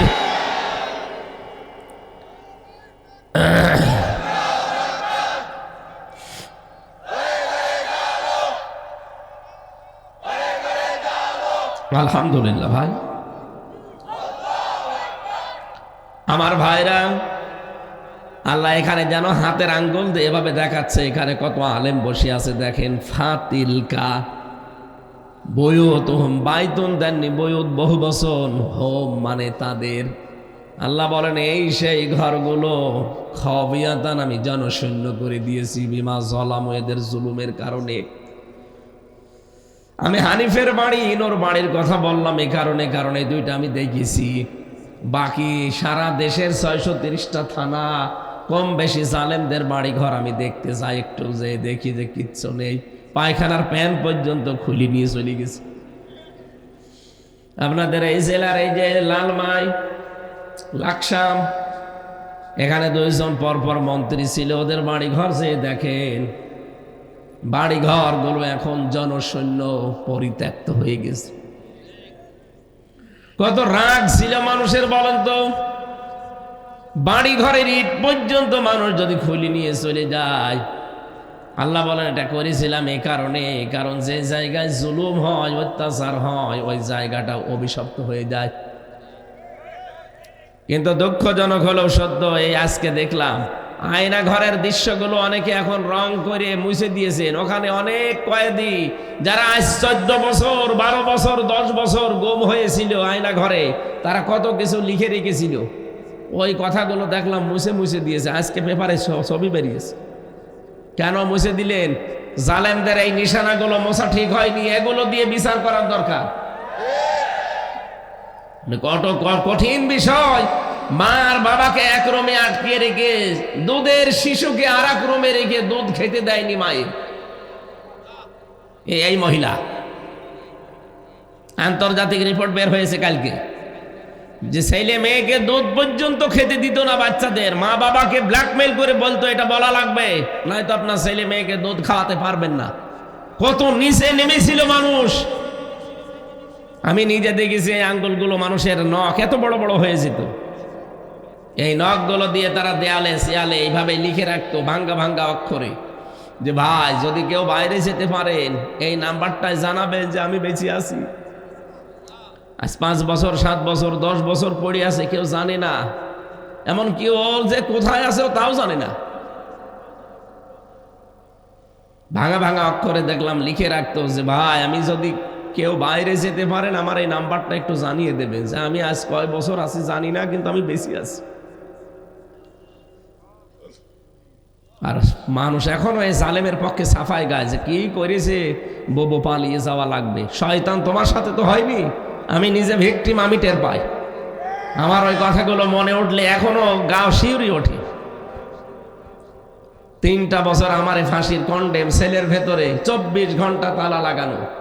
কারারক্ষে আমার জন্য 2টা বরাদ্দ ছিল, আবার সিসি ক্যামেরা দিয়ে রাখতো আমার সাথে কেউ যেন কথা না বলে। কেন আপনি এগুলো করলেন? কি লাভ পেয়েছেন? এখন তো নিজের দেশেও থাকতে পারলেন না। যা অবস্থা করে গেছেন, মরণের আগে আর দেশে আসতে পারবেন? মানুষ পিটিয়ে ভর্তা বানিয়ে ফেলবে। আর 5 মিনিট থাকার আহ্বান করছিলেন যে আর 5 মিনিটে আমি একটু বক্তব্য দেব। 5 মিনিট হলে একেবারে আলু ভর্তা হয়ে যেতেন। সেদিন এই যে মৌলভীবাজারে যাবার সময় হেলিকপ্টারের যে পাশে যে দরজা আছে ওটা তো হুক সিস্টেম, আমি শুধু হাত দিয়েছি। পাইলট আমার বলছে ওখানে বেশি হাত দেবেন না, খুলে গেলে কিন্তু পড়ে যাবে। আমার মনে মনে হচ্ছিল আল্লাহ, ওরা 2 বোন পালিয়ে গেল, যদি একটু খুলে যেত, একটু যদি খুলে যেত তাহলে কি হইতো গো। আর যদি আমার সামনে পড়তো বানিয়ে ফেলতো। এর পরের অংশটা যেহেতু আমাদের জন্য, সেজন্য পরের অংশটা আমি বলছি। এবার আলেম যারা আছেন তারা ভালো করে খেয়াল করবে। কোন সূরা বললাম যেন? সূরা নমল 19 নাম্বার পারা, 20 নাম্বার পৃষ্ঠা, 7 নাম্বার লাইনের 52 নাম্বার আয়াত, শেষের অংশে পাবেন ইন্না ফি যালিকা লায়াতাল লিকাউমিন ইয়ালামুন। রব্বুল আলামিন বলেন অবশ্যই এর ভেতরে শিক্ষা আছে যারা জ্ঞানী তাদের জন্য। লামে তাকিদ আছে এখানে। কি শিক্ষা নেওয়া লাগবে আজকে? জালেমদের এত বড় শিকড় যদি আল্লাহ কেটে ফেলতে পারে, বলেন তো কত বড় গভীর শিকড় ছিল জালেমদের। কোনদিন ওরা ভেবেছে যে 41 সালের আগে ওদের কিছু হবে? ভাবেও নাই। ইউনিয়নের দারোয়ান থেকে শুরু করে সংসদ পর্যন্ত সব ওদের লোক সেট করা ছিল। তাও প্রতিটি স্তরে 8-10 জন করে ওদের লোক। আমি তো রিমান্ডে দেখেছি সবই ওদের। মামলার আয়ু ওদের, ম্যাজিস্ট্রেট ওদের, পিপি ওদের, জজ ওদের, রায় দেবে ওদের, রিমান্ডে নেবে ওরা, সবই ওরা। আমাদের জন্য একটা উকিল নাম কাগজে দাঁড়ায় তো তার কথা শুনলেও চলে, না শুনলেও চলে। এত বড় বিশাল শিকড় নিয়ে এগিয়ে যাচ্ছিল। আল্লাহ বলেন ফাকুতিয়া দাবিরুল কওমিল্লাযিনা যালামু। জালেমদের শিকড় কাটা হয়ে গেছে। কেটেছে কে জানা নেই। কতিয়া মুসলমান এর ফাইল জানা নেই। সারা বাংলাদেশে জালেমদের এই বাড়ি ঘর প্রতিষ্ঠান, এদের অফিস আদালত যে সব মাটির সাথে মিশে গেল। কে করেছে আপনি একটা ধরেন যে এইটা লোক, না ফাইল জানা নেই। হানিফের বাড়ি যে মাটির সাথে মিশে গেল, এত বড় বাড়ি, ওর ভাইয়ের বাড়ি 8 তালা 10 তালা, ওর বাড়ি 4 তালা। কে করেছে আজ পর্যন্ত কোনো খবর নেই, কারণ ফাইল জানা নেই। আল্লাহ বলেন ফাইল জানা নেই এই কারণে, কারণ পরবর্তীতে জালেমরা যে অ্যাকশন নেবে কি করে, কাউকে তো পাবে না। এই জন্য ফাইল আমি ঠিক রাখি নাই। কে ভেঙেছে কেউ জানে না। আমি যদি এত বড় শিকড় সব উল্টিয়ে ফেলতে পারি নাম না জানা অবস্থায়, আগামীতে যারা চেয়ারে বসবেন তারা যদি জালেম হয়, তাদের বাড়ি ঘর 5 বছর পরে শ্মশান হয়ে যাবে। এই জন্য হিসাব নিকাশ করে পথ আগাবেন। অনেকে তো পাগল হয়ে গেছেন, টের পাচ্ছেন কিছু বাস্তবতা। তারেক জিয়া ওখান থেকে পাগল হয়ে গেল যে কি শুরু করেছে এরা। মনে হচ্ছে ক্ষমতায় আমরা চলে এসেছি। অত সহজ না। এদেশে ইসলামপন্থী সব এখন এক হয়ে যাচ্ছে। আমেরিকার একটা আন্তর্জাতিক রিপোর্ট পেয়েছেন আপনি, গোয়েন্দা সংস্থার। ওরা তো খ্রিস্টান, ওরা আন্দাজে রিপোর্ট বানায়নি। ওরা কি আমার মামাতো ভাই? ওরা রিপোর্ট দিচ্ছে কি এই দেশে তৃতীয় এক শক্তি ইসলামপন্থী যারা, তাদের জাগরণ হচ্ছে, এরা সামনে রাষ্ট্র ক্ষমতায় বসতে যাচ্ছে। এমনি এমনি বলে নাই। আগস্টের 5 তারিখের আগে এই দেশে মাত্র 100 জনের 15 জন মানুষ চাইতো যে দেশে ইসলাম কায়েম হোক। এখন মানুষ 100 জনের 58 জন চাচ্ছে এই দেশে ইসলাম কায়েম হোক। এদেশে সব এখন এক হয়ে যাচ্ছে। এক করে দিচ্ছে কে? আল্লাহ। দেখেন সব এক হয়ে যাবে। অথচ কিছু মানুষ এই দৃশ্য দেখে তারা পাগল হয়ে গেছে। তাদের এখন আর কিছু করার নেই, তারা আন্দাজে মিথ্যা ছড়াচ্ছে। এই যে ফজু পাগলা একজন আছে, এই কিশোরগঞ্জের, আগে ছাত্রলীগের সভাপতি ছিল, হাসিনা নমিনেশন দেয়নি, ওটা দল পাল্টিয়ে যোগ দিয়েছে আর এক দলে। ফজলুর রহমান, নাম হচ্ছে ফজু পাগলা। ও বলছে এই দেশে ইসলামপন্থী যারা আছে, বাইরের দেশের মুসলমানকেও যদি নিয়ে আসে, সব মিলে এরা 10 ভাগ ভোট পাবে। আরে ভাই, ভোট এই 15 বছর হয়েছে, আপনি আন্দাজে বলেন কেন? ভোট দিয়ে দেখেন কয় ভাগ পায়। আন্তর্জাতিক রিপোর্ট কিছু খেয়াল করে না আন্দাজে। মানুষকে এখন দেখছে যে কিছু করার নেই, তো উল্টা পাল্টা বলে একটু সাহস নিয়ে যা থাকা যায়। বাটপাড়ির সময় শেষ। তারেক জিয়া তো জ্ঞানী মানুষ, বুঝে ফেলেছে। বারবার বলছে আপনারা থামেন, কি আরম্ভ করেছেন। এখন কিন্তু আর অত সহজ না। এদেশে আর কিছু না থাক, ইসলাম কিন্তু থাকবে। এখানে সব এখন ইসলামের জন্য এক হয়ে যাচ্ছে। জামাত ইসলাম, চরমনাই, হেফাজত ইসলাম, খেলাফত, সব কিছু যদি এক হয়ে যায়, এদেশে 100 জনের 58 জন না, 100 জনের 100 জন মানুষ দেখবেন ইসলাম চায়। অন্যান্য যারা আছে চিন্তা করবে আর বাইরে থেকে করব কি, আমরা তো আল্লাহর বান্দা, দেখি না আল্লাহ কিভাবে আমাদের চালায়। 54 বছর তো দেখলাম বিভিন্ন জিনিসের চালানো, কিছুই পাইনি। এখন আমরা শুধু দেখতে চাচ্ছি আল্লাহর কোরআন দিয়ে চললে কেমন লাগে। হিন্দু পর্যন্ত বলছে, গতকালকে রিপোর্ট, এক হিন্দু পুরোহিত ঠাকুর বরিশালে, সে জানিয়েছে যে ইসলাম যদি দেশে আসে আমরা সব চাইতে বেশি নিরাপদে থাকবো। কয়েকদিন আগে গাইবান্ধার এক হিন্দু ঠাকুর কথা বলেছিল যে ইসলাম যদি দেশে আসে আমরা মায়ের কোলে থাকবো, কারণ পিরোজপুরের রিপোর্ট তারা পেয়েছে আল্লামা সাইদি যতদিন তিনি এমপি ছিলেন ওই দেশের হিন্দুরা মায়ের কোলে যেভাবে থাকে ওইভাবে ছিল। আমি বাংলাদেশে সবচাইতে বেশি মাহফিল করতাম পিরোজপুরে, বাগেরহাটে, ওই লাইনে। আমি গিয়ে ওই দোকানদারকে জিজ্ঞাসা করতাম হিন্দু দাদার যে কেমন এখন আছেন আর আগে কেমন ছিলেন। বলছে এখন জাহান্নামে আছি, আগে স্বর্গে ছিলাম। ওরা তো জান্নাত জাহান্নাম বিশ্বাস করে না, নরক বিশ্বাস করে। বলছে এখন নরকে আছি, আগে স্বর্গে ছিলাম। মাওলানার যে আচরণ, ও তো হিন্দু খ্রিস্টান বৌদ্ধ মুসলমান দেখতো না, সব তার কাছে সমান ছিল। সুবহানাল্লাহ বলতে পারেন নাই? হিন্দু পর্যন্ত মাওলানার জন্য ওনারা নাম ধরেও ডাকে না, অসম্মান হবে, এই জন্য মাওলানা বলে সব। হিন্দু দাদা বড় হয়ে গেছে, 95 বছর বয়স, বলছে মাওলানা। আমরা দেখতে পাচ্ছি যেহেতু আল্লাহ আমাদের দেখাবেন, সূরা কসসের 6 নম্বর আয়াতে আপনি পাবেন অনুমাক্কিনা লাহুম ফিল আরদ, এই জমিনে আমি আল্লাহ শাসন ক্ষমতা এদেরকে দেব, কারণ এরা নির্যাতনের স্টিম রোলার এদের উপরে চলেছে।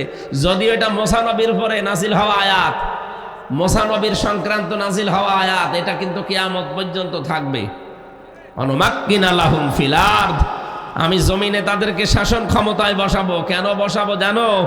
অনুরিয়া ফিরাউনা ও হামানা ও জনুদাহুমা মিনহুম মা কানু ইয়াহজারুন, আমি ফেরাউন হামান আর তার সৈন্যবাহিনীকে দেখাতে চাই যাদেরকে তারা বেশি ভয় পেত, তাদেরকে আমি জমিনে ক্ষমতা দিয়ে ওদেরকে দেখাবো। 53 বছরে একটা দলকে তারা সবচাইতে বেশি ভয় পেত, এই জালেমরা। কথা বলেন না কেন? আল্লাহ যেন এখন হাতে করে তাদেরকে জমিনের শাসন ক্ষমতা দিয়ে দেখাতে চাচ্ছেন। আর কোরআনের কথা 100 ভাগ সত্য হবে, আল্লাহ দেখাবে। আমরা ওই দেখার আশায় আছি। কথা বলেন। আল্লাহ যেন চর্মচোখে 56,000 বর্গ মাইল তার কালাম দিয়ে চলছে, এটা দেখে মরার তৌফিক দেন। আরো জোরে বলেন আমিন।